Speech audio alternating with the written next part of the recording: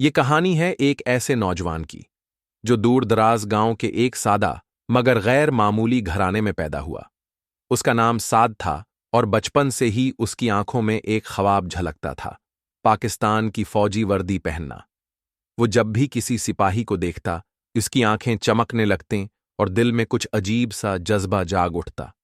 اس کے والد ایک ریٹائرڈ استاد تھے جو اکثر کہتے، بیٹا اگر وردی پہننی ہے تو صرف نمائش کے لیے نہیں بلکہ اس کا قرض چکانے کے لیے۔ سعد نے یہ بات دل سے لگا لی۔ سعد نہ صرف محنتی تھا بلکہ سادہ دل اور بااخلاق بھی۔ اسکول میں وہ عام بچوں کی طرح تھا، لیکن ایک بات سب سے مختلف تھی، اس کا جذبہ۔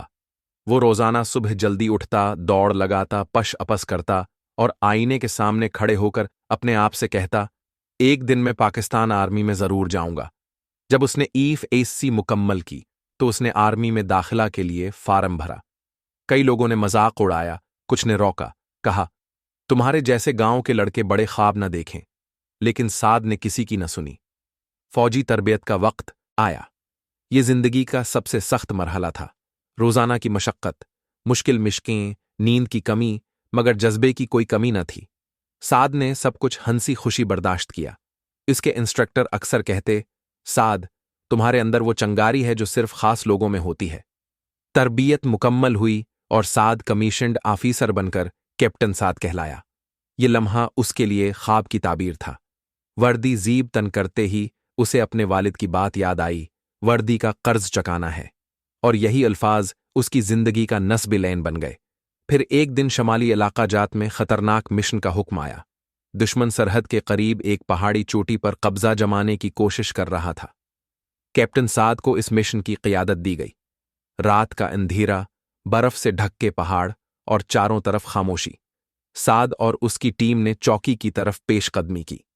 اچانک فائرنگ شروع ہو گئی، گولیاں چلنے لگیں، کچھ سپاہی زخمی ہوئے، مگر سعد نے سب کو سنبھالا۔ وہ نہ صرف ایک آفیسر تھا بلکہ ایک رہنما بھی۔ اچانک دشمن نے پوزیشن تبدیل کی اور پیچھے سے حملہ کیا۔